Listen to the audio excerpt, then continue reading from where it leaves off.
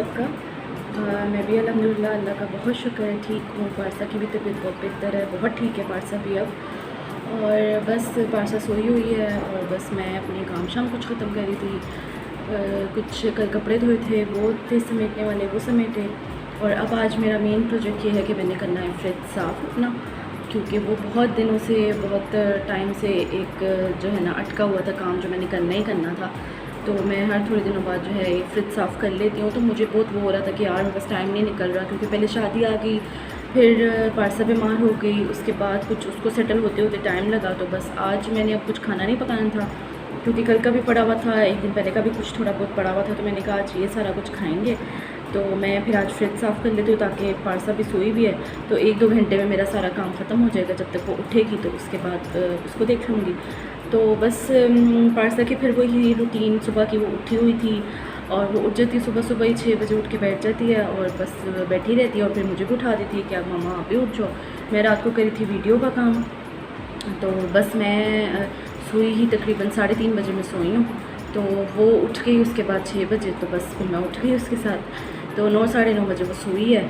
तो राहील के जाने के बाद, ऑफिस जाने के बाद वो सोई है। तो बस इसी तरह डिस्टर्ब हुई हुई है, पता नहीं क्या है, इसकी नींद का बहुत इशू है। ये सुबह सुबह उठ के बैठ जाती है और पता नहीं अब ये कब तक इस तरह रहेगा। मुझे तो लगता है मैं सोती ही नहीं हूँ, मेरी नींद ही पूरी नहीं होती।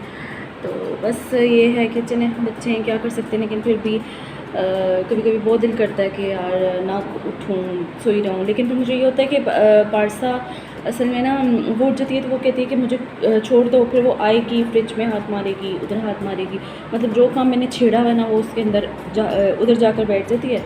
सफाई करूँगी तो बीच बीच में फिरेगी, और अगर मतलब फ्रिज साफ़ करूँगी तो वो जो है बीच में, फ्रिज के बीच में आए घुसेगी कि मैंने अंदर जाना है। तो इस वजह से जो है ना फिर पारसा के साथ तो बहुत मुश्किल हो जाता है। तो मैं कहती हूँ उसके उठने से पहले पहले ख़त्म कर दें। तो चले आए, 1-2 काम पहले कर लें, उसके बाद फ्रिज साफ़ करती हूँ, फ्रिज में से सारी चीज़ें निकालती हूँ। सुबह का मैंने इसको ऑफ़ किया हुआ था, और क्योंकि गर्मी बहुत ज़्यादा है तो बर्फ़ वगैरह खुद ही सारी पिघल जाती है, खुद ही गिर जाती है। तो बस चलें, ये मेरे गर्मी की वजह से ना ये देखिए पिंपल्स भी निकल रहे हैं, पता नहीं क्या। गर्मी में स्किन, गर्मियों में बहुत ख़राब हो जाती है स्किन, कुछ इसका हल नहीं है, कुछ भी नहीं। मेरी तो बहुत होती है, मेरी सर्दियों में इतनी अच्छी स्किन रहती है, इतने अच्छे बाल रहते हैं। और लेकिन जो है ना जैसे जैसे गर्मियाँ आती हैं, गर्मियों में सारा कुछ ख़राब हो जाता है। तो चलिए खैर कोई बात नहीं, ये भी ख़त्म हो जाएंगी। तो आए हम फटाफट शुरू करते हैं अपना काम। हाँ, बस यहाँ पे मैंने पहले फ्रिज से सारी चीज़ें निकाल ली थी, और उसके बाद मैंने बाहर टेबल पे कपड़ा बिछा कर, तो वहाँ पर मैं इसके सारे बॉक्सेस और सारी वो जो नेट की प्लेट्स होती हैं सारी, वो मैंने धोकर बाहर सुखाने के लिए रख दी थी फ़ैन ऑन करके, ताकि वो अच्छी तरह से सूख जाएँ जितनी देर में मैं फ्रिज साफ़ करूँगी। तो बस मैंने ये फ्रिज धो लिया था, और चीज़ें क्योंकि वो इतना ज़्यादा मुझे हुआ नहीं, क्योंकि मैंने फ्रिज जो है वो पहले से ऑफ़ किया हुआ था, तो मुझे इतनी प्रॉब्लम नहीं हुई। 2-3 आवर्स के लिए फ्रिज ऑफ़ था, तो वो इजीली जो है ना, बर्फ़ वगैरह तो खैर ऊपर जमी हुई थी, लेकिन वो मैंने निकाल ली थी और वो इजीली, बहुत इजीली उतर गई थी। तो बाकी ये है कि 2 टिप्स हैं फ्रिज को धोने की जो मुझे दी थी उसने, जिससे मैंने फ्रिज ख़रीदा था। तो पहले तो मैं आपको ये बता दूं कि मैं बहुत ज़्यादा पानी गिरा गिरा के फ्रिज नहीं धोती, तो थोड़ा थोड़ा पानी लगाती हूँ, क्योंकि वो थोड़े पानी से भी ये है कि जो आपका सोप होता है वो उतर जाता है। बहुत ज़्यादा पानी मैं ये नहीं यूज़ करती, क्योंकि यहाँ पे मेरा थोड़ा सा ड्रेन का भी इशू है। सामने मेरे ये जो पानी है सारा वो बाहर डोर की तरफ चला जाता है, तो किचन बिल्कुल सामने है, किचन में नहीं जाता, तो जिसकी वजह से थोड़ा सा इशू होता है। तो मैं थोड़ा पानी गिरा कर साथ साथ मैं वाइपर फिरती रहती हूँ और मैं साफ़ करती रहती हूँ। तो बस इसी तरह ही है, यही होता है। तो खैर, तो मैं आपको बता रही थी 2 टिप्स हैं मेरे पास, और उससे पहले देखेंगे कितने आराम से सारी बर्फ़ उतर रही है फ्रीज़र से, और इतने ही आराम से मैंने इसको उतार कर साइड पे कर लिया था। तो बस ये है कि जिससे मैंने ख़रीदा था फ्रिज, उसने मुझे कहा था कि एक तो ये कि ये जो फ्रिज का अंदर से रबड़ ख़राब हो जाता है, उसके लिए सबसे बेहतर है कि आप जिस टाइम पे फ्रिज धोते हैं तो इसका ये जो लॉक होता है ना, उसको आप लॉक कर लें। तो उसको आप जो है कीज़ से जब लॉक कर लेंगे, तो उससे ये होगा कि पानी जो है ना वो लॉक के अंदर नहीं जाएगा। जब पानी जाता है ना, वो जो लॉक वाली जगह होती है वो ओपन होती है, पानी उसके अंदर जाता है, उसकी वजह से जो है वो फ्रिज का जो है रबर ख़राब होता है। तो उसने बताया था हमें कि ये अगर आप कर लेंगे तो फ्रिज का जो साइड वाला रबर है आपका वो कभी ख़राब नहीं होगा, कभी उतरेगा नहीं, फूलेगा नहीं। तो ये उसने, लेकिन ये है कि मैं तो डोर के ऊपर पानी डाल डाल के नहीं धोती हूँ, ना बाहर से ना ऊपर से, मैं खाली कपड़े से साफ़ करती हूँ, क्योंकि मैं आम रूटीन में भी फ्रिज जो है वो डस्टिंग करते हुए भी, मैं सफाई करते हुए रोज़ ही तकरीबन फ्रिज भी बाहर से सारा साफ़ करती हूँ। तो इसलिए मैं डोर तो उसका पूरा पानी गिरा गिरा के नहीं धोती हूँ, अंदर से ही धोती हूँ, इसलिए मेरा लॉक का इशू नहीं है कि मेरे लॉक के अंदर पानी जाएगा।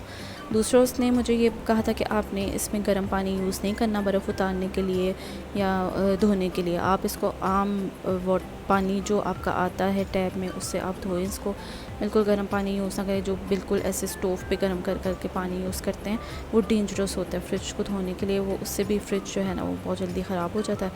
तो ये भी उसने मुझे एक टिप दी थी, उसने मुझे कहा था कि ये भी आप जो है ना करें तो फ्रिज आपका नहीं होगा ख़राब। तो मैं ये है कि गर्म पानी से नहीं धोती हूँ, मैं उसको पहले ऑफ़ कर देती हूँ, आराम से मेरा सारा कुछ साफ़ हो जाता है। तो यहाँ पे मैंने 2 बास्केट्स ले ली थी, उसके अंदर मैंने एडजस्ट करने की कोशिश की थी ताकि फ्रिज जो है वो बहुत मेसी ना लगे, हर चीज़ हर जगह पे पड़ी हुई हो। तो मैंने 2 इस तरह के बास्केट्स बना ली थी, जिसके अंदर मैंने ये एक में सॉसेस वगैरह सारी डाल ली थी, में पिज़्ज़ा सॉस और केचप, मायोनीज़, गार्लिक सॉस, और ये मेरे जो हस्बैंड है उनको बहुत पसंद है डिफरेंट किस्म की, वो ला के रखते रहते हैं, इमली की चटनी और ये वो, तो वो सारी मैंने फिर अलग करी थी। लेकिन वो ये है कि बाद में फ्रिज में जो है वो इतनी स्पेस नहीं बनी, तो जिसकी वजह से एक मुझे फिर ख़ाली करनी पड़ी।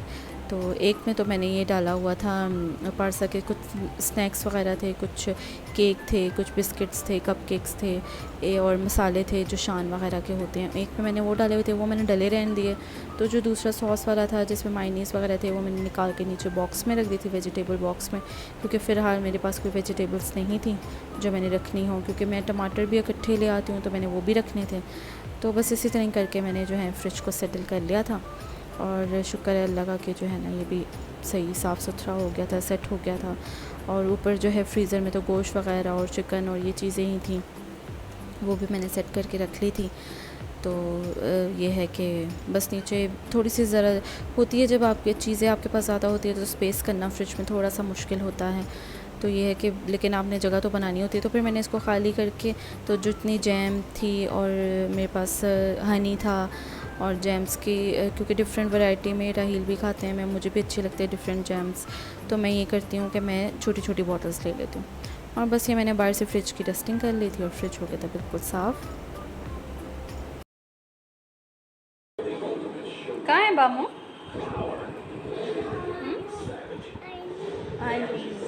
बामू कहाँ है?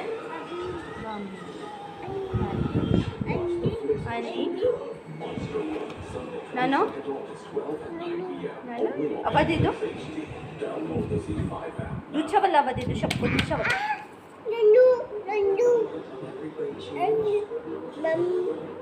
बामू नानो किचकी है, बामू नानो किचकी है, इशारे अन्नी किचकी है, बामू किसके हैं, नानो किसकी हैं?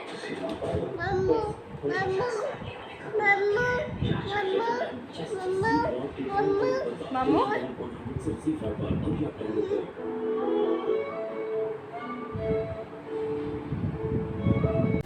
और ये पारसा अपने रूम में जाती है और वहाँ से जाके एल्बम जो पिक्चर्स वगैरह उसके लाइट्स के साथ लगी हुई हैं उतार के ले आती है और उसमें सबको रिपीट करती रहती है, मामू, नानू, आनी। तो बस यही कुछ करती रहती है पारसा सारा दिन। तो खैर बनाना मैंने कुछ भी नहीं था, लेकिन राहील का दिल कर था पिज़्ज़ा खाने का, तो मैंने कहा अच्छा चलें पिज़्ज़ा बना लेती हूँ। तो जो है वो फिर मैंने ये किया कि मैंने चिकन मेरे पास थोड़ा सा पड़ा हुआ था, उसके मैंने बोनलेस पीसेस थे मेरे पास, तो मैंने उसको कट कर लिया था। उसको कट करके मैंने ऑयल के अंदर डालकर चिकन और साथ में अदरक लहसुन की पेस्ट थोड़ी सी डाल ली थी, और ताकि उसकी स्मेल चली जाए। और उसमें मैंने बीच में नमक डाल लिया था, थोड़ी सी मैंने डाली थी मिर्च, और थोड़ा सा मैंने इसमें डाल लिया था ऑर्गेनो, और थोड़ा सा मैंने इसमें डाला था ये जो होता है हमारा चिकन टिक्का का मसाला, क्योंकि मैंने इसको थोड़ा सा चिकन टिक्के का जो है ना वो देना था टेस्ट। तो मैंने ये कर लिया था कि मैं बहुत डिफरेंट तरीके से बनाती रहती हूँ। पिज़्ज़े की जो फ्रॉस्टिंग होती है ऊपर की, मैं बहुत डिफरेंट तरीके से बनाती हूँ। कभी चिकन टिक्का बनाती हूँ, कभी चिकन को डिफरेंट वेज़ में करके, ताकि उसका एक अलग सा फ्लेवर आए। तो कभी मैं इसको दही में मैरिनेट करके पकाती हूँ चिकन को, तो वो भी बहुत मज़े का फ्लेवर आता है चिकन का। तो बस इस टाइम पे तो मैंने इस मसाले डाल के चिकन को मैंने कर लिया था। यहाँ पे मेरे पास कुछ मैंगोस पड़े हुए थे, तो मैंने कहा चलो साथ में मिल्क शेक भी बना लूँ। थोड़ा सा गर्मी बहुत ज़्यादा है, मज़े का लगता है। पीछे मेरे हस्बैंड ने जो है ना चेंज किया था सिलेंडर, और वो उन्होंने पेचकस और वो सारा कुछ उधर ही रखा हुआ था। तो खैर ये है कि बस वो फिर मैंने चिकन को फ्राई कर लिया था। फ्राई करने के बाद अच्छी तरह मैंने निकाल लिया था, और प्याज और क्या कहते हैं शिमला मिर्च मैंने काट ली थी पहले ही, तो वो भी मैंने काट कर रख ली थी। तो बाकी ये है कि डो जो थी वो मैंने उसकी पहले ही गूँध ली हुई थी। डो गूँध के मैंने उसको रख लिया हुआ था। तो डो का ये है कि क्योंकि वो राइस होने में थोड़ा सा टाइम लगाती है, गर्मियों में वैसे तो जल्दी हो जाती है, लेकिन फिर भी हाफ़ आवर तो लेती है, हाफ़ आवर। या वैसे तो आपका इतना कोई इशू नहीं है कि आप उसको डो को जो है वो गूँध के आप उसको राइस होने के लिए रखें। हाँ, वैसे भी डो को रख सकते हैं। तो ये है कि मतलब वैसे ही उसी टाइम आप उसको बनाएं डो को, और आप उसको रखते हैं उसमें पिज़्ज़े के पैन में रखते हैं पिज़्ज़ा बनने के लिए, वो भी राइस हो जाती है। लेकिन ये है कि थोड़ा सा राइस कर लें तो वो अच्छा एक फॉर्म बन जाता है उसका। तो बाकी ये है कि जो इसमें मैं जो डो में इंग्रेडिएंट्स डालती हूँ उसमें मैं डालती हूँ वार्म वाटर और मिल्क पाउडर डालती हूँ मैं। और अगर मिल्क पाउडर अवेलेबल ना हो तो उसकी जगह मैं कोई भी मिल्क है आपके पास, उसके आप 7-8 टेबल स्पून आप उसके जो हैं वो दूध के डाल लें। और उसके बाद सॉल्ट डाल लें आप हाफ़ टी स्पून, और कास्टर शुगर डाल लें। थोड़ी सी पतली शुगर हो तो वो ये है कि बीच में मोटे मोटे उसके वो नहीं आते, वो डाल लें आप 1 टेबल स्पून।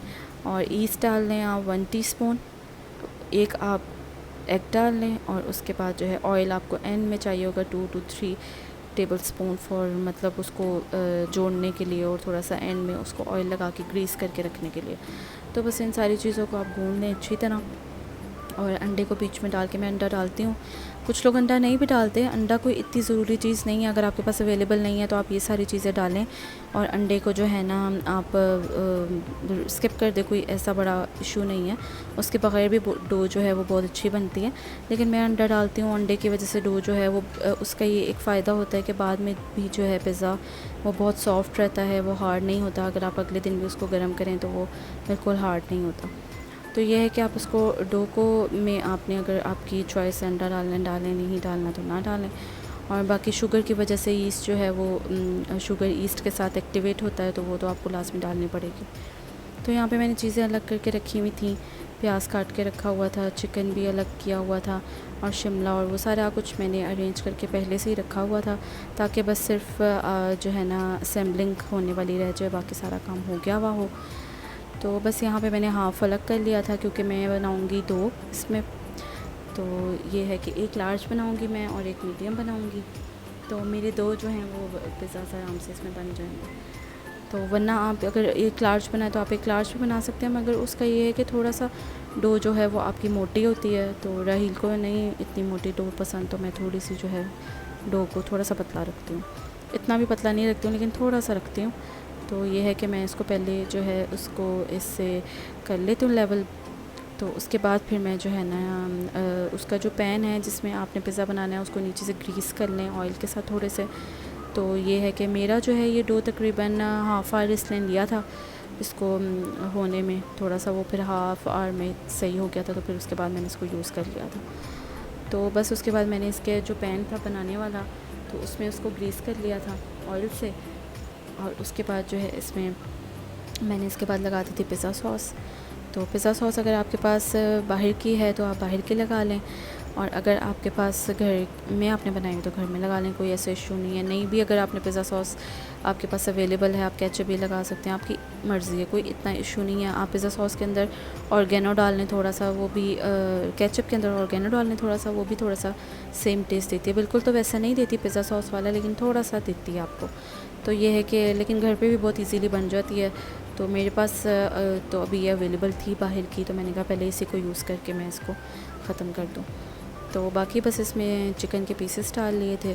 तो ये है कि मैं आपको बताऊंगी जब भी मैं डिफरेंट तरीके से बनाऊंगी दोबारा पिज़्ज़ा, तो मैं उसका चिकन किस किस तरह से बनाती हूँ वो भी मैं आपको दिखाऊँगी।